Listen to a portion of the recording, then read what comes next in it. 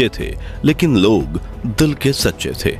जब खुले आसमान में खटिया पर लेटकर रात को तारे गिनते गिनते सपनों की दुनिया में खो जाना और सुबह मुर्गे की बांग के साथ दिन की शुरुआत करना आम बात थी।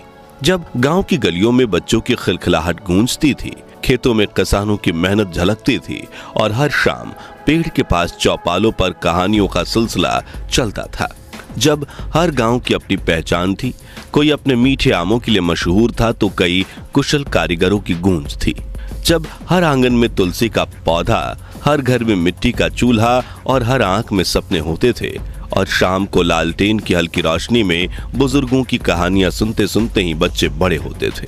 जब रिश्तों में सम्मान, नीयत में ईमान और दिलों में इंसानियत ही लोगों की पहचान थी। मित्रों, 1800 के दौर में ज्यादातर देशवासी खेती करना पसंद करते थे। उस वक्त भारत का नील कॉटन, अफीम, गेहूं और धान दुनिया भर में मशहूर था।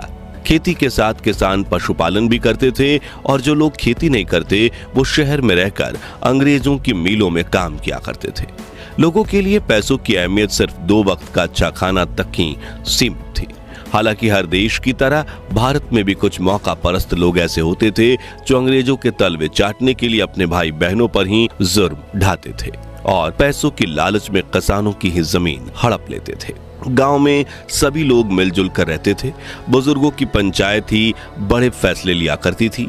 हालांकि जातिवाद के जख्म तो उस वक्त भी ताजा थे। दलितों और छोटी जाति के लोगों के साथ जातीय भेदभाव किया जाता था। कहीं हिंदू मुस्लिमों में भाईचारा था तो कहीं कट्टर दुश्मनी, जिसका फायदा उठाकर अंग्रेजों ने डिवाइड एंड रूल स्ट्रेटजी से भारतीयों को भारतीयों से ही लड़वाया और कई राजाओं को राजाओं से और मौका मिलते ही देश को अपने कब्जे में ले लिया। इस दौर में लोग अपनी जाति के हिसाब से काम किया करते थे, जैसे कि धोबी कपड़े धोते थे, कुम्हार मिट्टी के बर्तन बनाते थे, नाई की हर पीढ़ी बाल काटती थी और इस तरह हर कोई अपने हिसाब से काम धंधा करता था। आमदनी अठन्नी, खर्चा रुपया। उस दौर में भारत के किसानों की फसल उच्च गुणवत्ता की होती थी, मगर फिर भी अंग्रेज उनका शोषण करके उनसे कम दाम में अनाज खरीदते थे और खुद महंगे में बेचते थे।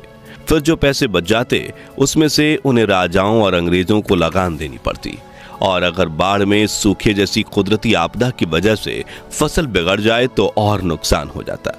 इसके अलावा जरूरत के वक्त वो जमींदारों के पास अपनी जमीन गिरवी रखकर कर्जा लेते, जिनका ब्याज इतना ज्यादा होता कि वह कर्जे में डूबते चले जाते। कुल मिलाकर उनकी आमदनी अठन्नी होती, लेकिन खर्चा रुपया। वहीं शहर में मजदूरी करने वाले श्रमिकों के हाल भी कुछ ठीक नहीं थे।